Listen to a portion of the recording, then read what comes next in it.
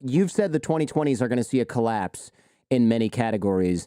Let's explore that, because I think we've spoken before about globalization, not necessarily you and I, but just we as in people can't shut up about how great globalization is. And then we had the pandemic and it was like, oh, shoot, globalization, that thing that means we can't get things now. And the cargo ship gets stuck in the Suez Canal and suddenly we realize how fragile this system is.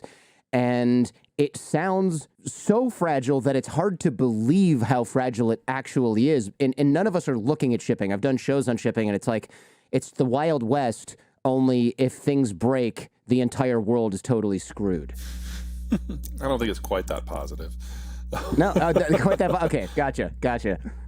The key thing to keep in mind for shipping, let me throw it into three general categories. Number one, 80% of the stuff that enables people to grow food is transported internationally, whether it's equipment or fertilizer or fuel. Only 20% of food is traded internationally, but 80% you need the inputs to grow it in the first place. Number two, roughly half of all oil is shipped on the ocean blue, typically by supertanker, along with everything that comes out of the Persian Gulf. And then number three, safety on the waves is what allows us to have the East Asian manufacturing model, which is a fancy way of saying the manufacturing model. Because roughly half of all manufactured goods are produced in East Asia, and you will get components coming from Thailand versus Indonesia versus China versus Korea versus Japan. But the key thing to remember is less than 1% of that shipping happens on land. Korea is in effect an island. Japan is an island. Most of the Southeast Asian countries are either islands or peninsulas, and they're ringed by mountains. So physical connections independent of maritime trade in Asia almost don't happen at all. Wow. So we are totally dependent on these boats being able to get from one place to another, not get stuck in canals, not get attacked by pirates, having oil at a decent, somewhat reasonable price to be able to transport other oil and other goods, and also just logistics and other things not getting totally screwed up. And if any one of those things gets out of whack in this ecosystem, suddenly Tickle Me Elmo is not available for Christmas and there's tears all over the world. Certainly. And, you know, the book is about how this happens on a decade's time scale, how the 2020s were always the decade that it was always going to break down in. But events in just the last couple of months are speeding this up. A lot of this is probably going to be front loaded. So like, think of what just happened in the first week of December. So the Europeans announced their plan for an oil export ban, and a lot of the details are being made up as they go on. It's a very European policy in that regard. But what it is encouraging is a split in the way we view oil from the Russian space versus the rest of the world, and the different types of crude coming out of the Russian space. So the stuff the Europeans are primarily concerned about is Urals crude that is exported west to the European space.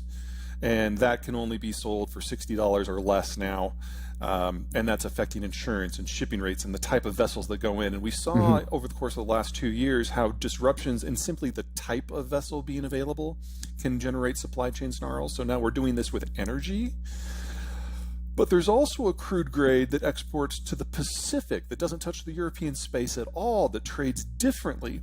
We now, just in the Russian space, have two fundamentally different markets, not just for pricing, but for physical accessibility, for the ability to get ships and insurance to allow it to move.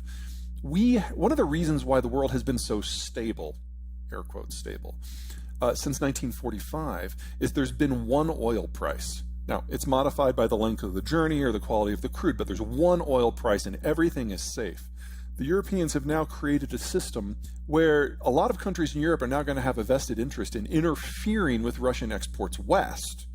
That's one pricing margin. That's one security paradigm. That's one insurance policy system. But then in the East, where the Europeans are not the players, it's a different crude grade at a different price point using different insurance systems by different countries. We have split the oil market now into at least three pieces, two Russian, one everything else, which means now countries no longer have a vested interest in making sure the oil flows everywhere all the time because we're not all in this together anymore. Right. Okay, so if everything was plug and play, if all the outlets were the same, to use an electrical analogy, we would say, hey, we need to secure this system. And the United States would guarantee security for all that. But if it's like, well, our stuff works, and then the other side, it doesn't work for us even if we wanted it to. And that no longer matters to us. Right. And no longer. So now we don't need to have the U.S. Navy protect shipping routes for some other country because why should we? It's not going to do anything We're for going to us. see this spread throughout not just the energy sphere, but pretty much every major commodity. And we're hiving the world up into different supply systems. And that is a recipe for 1910s and 1930s style conflict and competition. So I don't think a lot of people, and it took me reading the book to actually know this as well. I didn't realize what role the United States played in securing shipping routes. I think most people, myself included, before reading your book, really thought, I don't know, ships leave and they go somewhere and then they come back and it's fine. I didn't realize, it's not like, you don't look at the people maintaining the highways, right? You just kind of think, why is this under construction again? You know, and it's that way with the ocean, only it takes up the majority of the space on the entire planet and it's a lot harder to secure and maintain. Yeah, in the world before World War II, piracy, state piracy, and privateering were pretty common because almost everything that was shipped had an obvious value. The cost of shipping before the Cold War and globalization was about an order of magnitude more than it was previous. And in the pre-industrial world, it was an order of magnitude more than that. In the pre-deepwater era, it was an order of magnitude more. So interfering with shipping has always been very popular because you know that the value of the product is going to be high. It's only in the post-World War II era that the cost of shipping has dropped so much that we put everything on the waves. So that's intermediate manufacturing, that's low value added commodities, things that normally you would produce and consume locally. It used to be it was all pretty much luxury goods or something of very high value. Now it's a little bit of everything. So it was a ship full of gold, not a ship full of knockoff iPhone chargers that catch on fire if they're plugged in. Well, and not even the knockoff iPhone chargers, the components that might go into the knockoff iPhone chargers. Right. The thing that catches on, the thing that's job is to catch on fire after 3 hours of use. Yeah, it's a ship full of those.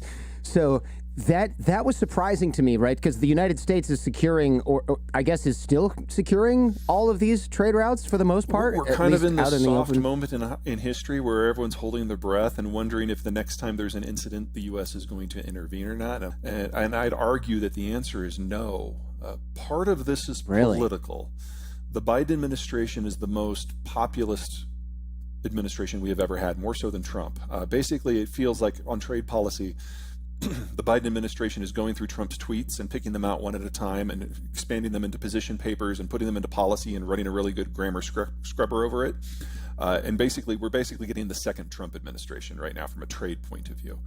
And then second, even if we wanted to intervene, this isn't the 60s or 70s. I mean, it used to be that there were no other naval powers. And so the United States with a destroyer-heavy Navy after World War II could patrol the global oceans because there wasn't a lot of competition and we had the right tools for the job. But since 1990, we've retooled our Navy, we've retired most of our smaller vessels, and we've concentrated naval power into our supercarrier battle groups. And if you want to knock off a country, that is the tool. But if you want to patrol the global oceans in an environment where other people have ships, you don't need the dozen supercarrier battle groups we have. You need like 800 destroyers. We only have 70.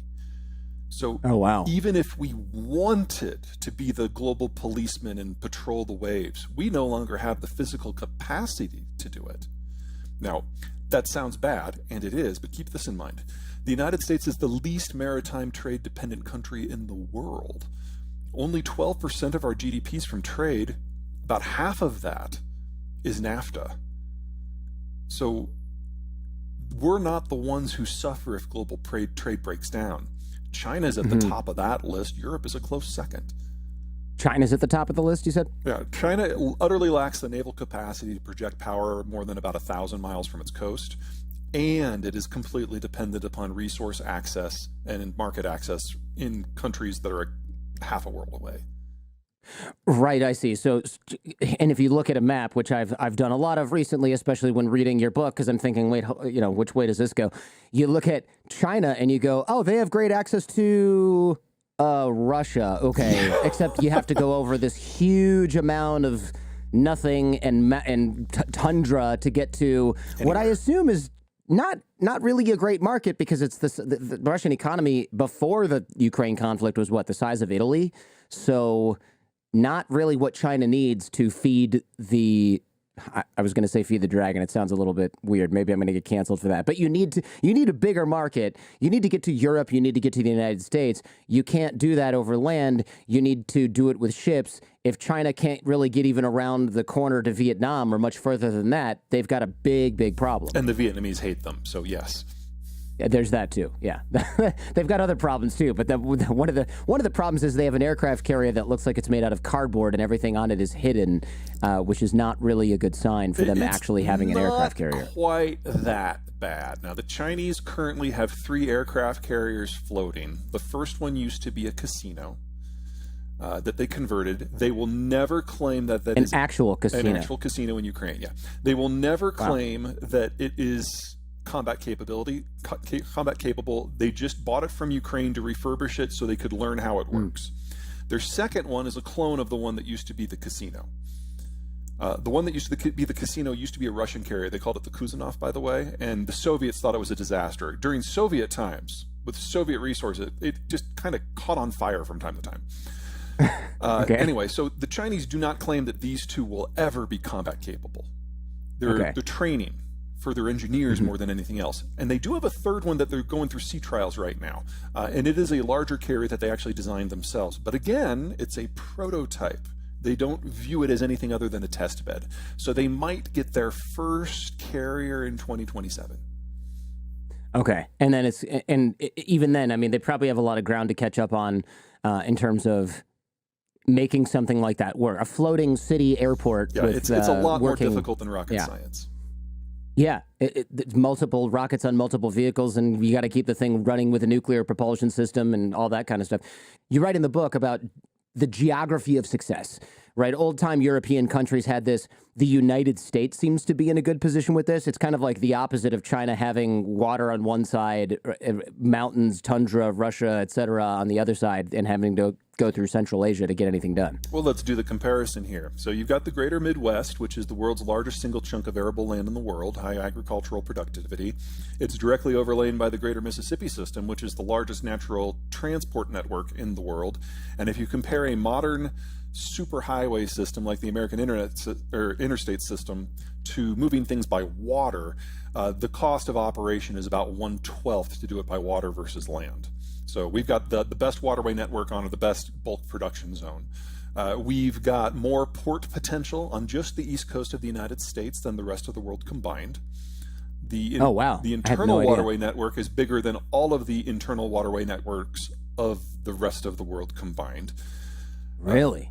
Canada's on the other side of a bunch of deep lakes and forests. Mexico's on the other side of some mountains and some deserts. And we've got ocean moats. So great economic potential, great defensive potential. China technically is a larger country than the United States, but about 2/3 of its land is either too hot or too dry or too cold to be inhabitable. So 95% of the population lives on 1/3 of the land. Of that 95%, 70% lives in the North China Plain, which is an area that's not much bigger than, the United States east of the Mississippi, maybe about 2/3 the size of that. So you're talking 1 billion people in one footprint. That footprint is flood prone, drought prone, and the river is actually, after 3,000 years of habitation, the river bed is above the surrounding land area, so it just flows down a dike. So if they get a heavy rain, the dike overflows and the river goes down into where people live. Oh, yikes. Yeah, so when you hear about flooding in northern China, just run. It's like, there's no fix here. The land is relatively low productivity. In the south, you've got tropics and you've got mountains, so it's difficult to have integration. Hong Kong has always been a separatist area, even before it was called Hong Kong. And then you've got mountains and jungles separating it from Southeast Asia and India, but then you've got the great wide open of the Eurasian steppe connecting it to the Russian space. And off the coast, you don't have an ocean of moat. You've got all these secondary powers, Taiwan, Indonesia, the Philippines, Japan. And so China has never been able to penetrate out, but because they have a hard time unifying at home, others have often penetrated in. It's not the worst geography in the world. That's probably Afghanistan, but it's definitely in the bottom 10%. And it's only because the Americans unified the world into globalization that China exists as it does today, because we basically told all the countries that were preying on China to go home. Hell, we nuked Japan to underline that point. And so for the first time in Chinese history, the Han Chinese have been able to develop the way that they wanted to. And then Nixon and Mao had their summit and brought China into the globalized system to bring it away from the Russians. So I don't want to suggest that the Chinese played no role in their own success, but without the change in the strategic environment of Eisenhower and then ultimately Nixon, none of this would have ever happened.